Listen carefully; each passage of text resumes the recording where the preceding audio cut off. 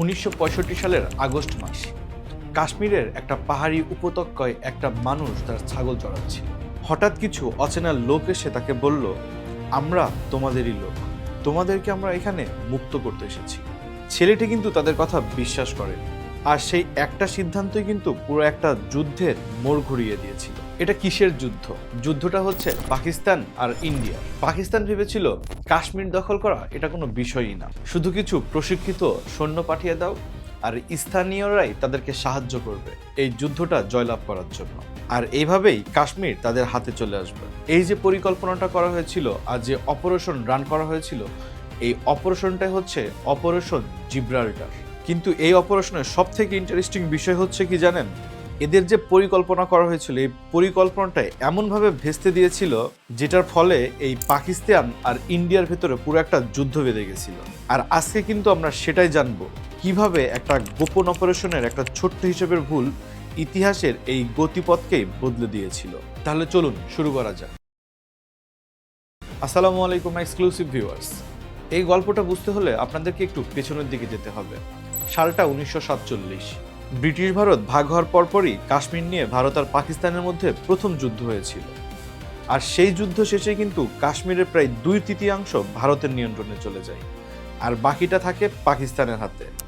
কিন্তু পাকিস্তান এই ভাগাভাগিটাকে কখনো মেনে নিতে পারছিল না। তাদের কাছে এই বাকি কাশ্মীর যেটা ছিল এটা ছিল একটা অসমাপ্ত কাজ, মানে যে কোনো মূল্যে তাদেরকে এই বাকি কাশ্মীরটাকে দখল করা লাগবে। কিন্তু আসল যে খেলাটা শুরু হয় কিন্তু এটার পরপরই 1962 সালে ভারত আর চীনের ভেতরে কিন্তু যুদ্ধ হয়, যেখানে ভারত খুব বাজেভাবে চীনের সাথে হেরে যায়। আমার কিন্তু এটা নিয়ে একটা ভিডিও আছে, আপনারা চাইলে আমার প্লেলিস্ট চেক করে সেই ভিডিওটা দেখে আসতে পারেন। ঘটনায় ফিরি।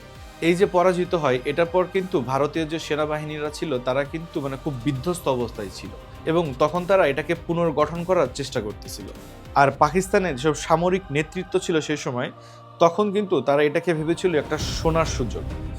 তাদের ধারণা ছিল যে ভারত এখন খুবই দুর্বল, আর কাশ্মীরের যে সাধারণ মানুষ আছে তারা কিন্তু ভারতের শাসনে তখন অসন্তুষ্ট ছিল। তাহলে এখন যদি একটা ধাক্কা দেওয়া যায় তাহলে কিন্তু পুরো কাশ্মীর হাতছাড়া হয়ে যাবে ভারতের। আর এই যে পরিকল্পনা ছিল, এই পরিকল্পনার মূল কারিগর ছিলেন মেজর জেনারেল আখতার হোসেন মালিক। আর যে রাজনৈতিক দিক থেকে তাকে জোরালো সমর্থন দিয়েছিল তখনকার যে পররাষ্ট্রমন্ত্রী ছিল জুলফিকার আলী ভুট্টো, সে হতেছে তাকে এই সাপোর্টটা দিতে গেছিল। পাকিস্তানের প্রায় 40,000 সৈন্যকে তারা ছদ্মবেশে ভারতের ভেতর ঢুকায় দেয়। এই যে 40,000 সৈন্যদেরকে পাঠানো হয়েছিল পাকিস্তান থেকে ইন্ডিয়াতে, তাদের প্ল্যান ছিল খুব সিম্পল।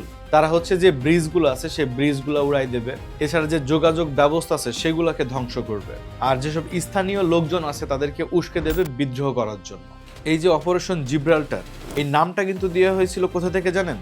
8ম শতাব্দীতে জিব্রাল্টার পাহাড় থেকে শুরু হওয়া বিখ্যাত মুসলিম বিজয়ের প্রতীক হিসাবে। তাদের উদ্দেশ্য কিন্তু স্পষ্ট ছিল, এবারও যেন সেরকম একটা সিদ্ধান্তমূলক বিজয় আসে এখানে।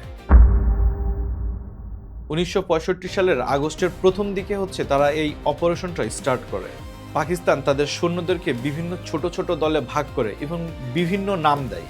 সেই নামগুলো দিয়ে তারা হচ্ছে এন্ট্রি নেয় হচ্ছে ইন্ডিয়াতে। এই নামগুলোর মধ্যে যেমন ছিল হতেছে সালাউদ্দিন ফোর্স, তারিক ফোর্স, তারপরে বাবুর, কাশিম, খালিদ, মানে সব এরকম এক একটা নাম, যেটা আমি আমার স্ক্রিনে তুলে ধরেছি, আপনারা দেখলে বুঝতে পারবেন যে এরকম অনেকগুলো নামেই তারা হচ্ছে এন্ট্রি নেয়। তো তারা যখন এই সীমান্ত রেখা পার করে, তারা হচ্ছে গুলমার্গ, উরি, তারপরে হচ্ছে কার্গিল, এইসব যে অঞ্চলগুলো আছে সেগুলোতে ঢুকে পড়ে। তারা দিনের বেলায় হচ্ছে লুকায় থাকতো পাহাড়ের গুহায় অথবা গাছের ফাঁকে, মানে যে যেখানে পারতো সেখানে লুকায় থাকতো। আর রাতের বেলায় হচ্ছে মেইনলি তারা বের হতো যে ঠিক আছে এখন দেখি কোনো সিস্টেম করা যায় কি, অথবা বিদ্রোহ করানো যায় কিনা।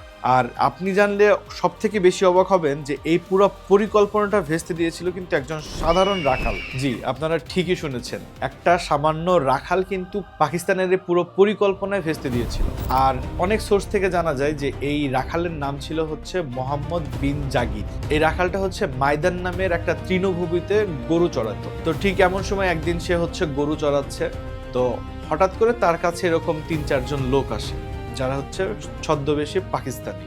যখন এসে সে তাদেরকে স্থানীয় বলে পরিচয় দেয় এবং তার সাথে কথা বলে খুব একটু বন্ধুত্বপূর্ণ সম্পর্ক করার চেষ্টা করে। কিন্তু দেখা যায় কি, স্থানীয় যে রাখাল আছে তাদের যে ভাষার টোন আর পাকিস্তানের যে ছদ্মবেশের সৈনিকরা আছে তাদের টোন এটার ভেতরে ডিফারেন্স আছে, সে কিন্তু এই জিনিসটা বুঝতে পারে। তো এরপরে রাখাল করে কি, সে তো হচ্ছে পাকিস্তানি সৈন্যদেরকে সহযোগিতা করে না, সে উল্টা ইন্ডিয়ার যে পুলিশ আছে তাদের কাছে যে বলে দেয় যে আমার সাথে এরকম কিছু লোক যোগাযোগ করার চেষ্টা করছে, তারা এরকম ইনফরমেশন জানতে চাইছে। তো ইন্ডিয়ার ফোর্সরা করে কি, তারা আবার এই ইনফরমেশন গুলো নিয়ে জানাই দেয় হচ্ছে ইন্ডিয়ান সেনাবাহিনীদেরকে।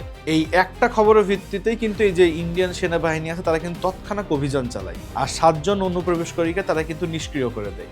পরে কিন্তু এই সাহসিকতার জন্য তাকে পদশ্রী সম্মাননাও দেওয়া হয়েছিল এই রাখালকে। আর একটা রাখালের সিদ্ধান্ত কিন্তু একটা যুদ্ধের পুরো ভিত্তি নড়িয়ে দিয়েছিল। কিন্তু ব্যাপারটা কিন্তু এখানেই থামে না, এর কয়েকদিন পরেই মেন্ধারের কাছে গালুথিতে আরেকটা সংঘর্ষ হয়, আর 8 আগস্ট নারিয়ানের 2 পাকিস্তানি সেনা কর্মকর্তাকে জীবন্ত ধরে ফেলে হচ্ছে ভারতীয় সেনাবাহিনী। তাদেরকে জিজ্ঞাসাবাদ করার পরে ভারতের পুরো অপারেশন আসল চেহারা কিন্তু তারা বুঝে ফেলে। এই যে পরিকল্পনা, এটাকে কিন্তু গোপন রাখার প্ল্যান করা হয়েছিল, কিন্তু এটা কিন্তু কয়েকদিনের ভেতরে সেটা ফাঁস হয়ে যায়। ইভেন এমনও শোনা গেছে পাকিস্তান তাদের অনেক সিক্রেট সার্ভিসকেও এই যে অপারেশনটা রান করা হবে তারা এই বিষয়ে অবগত ছিল না। আপনি জানলে অবাক হবেন যে এই পুরো হিসাবের ভুলটা কিন্তু একটা প্যাটার্নের অংশ। যুদ্ধ পরিকল্পনায় সবচেয়ে বিপজ্জনক ভুল হলো প্রতিপক্ষকে নিজের ইচ্ছা মতো কল্পনা করা। সে কিভাবে প্রতিক্রিয়া দেখাবে সেটা না বুঝে শুধু নিজের সুবিধা মতো ধরে নেওয়া, এটা কিন্তু অনেক বড় একটা ভুল। অপারেশন জিব্রাল্টার ঠিক এই ভুলেরই একটা পাঠ্যপুস্তক উদাহরণ।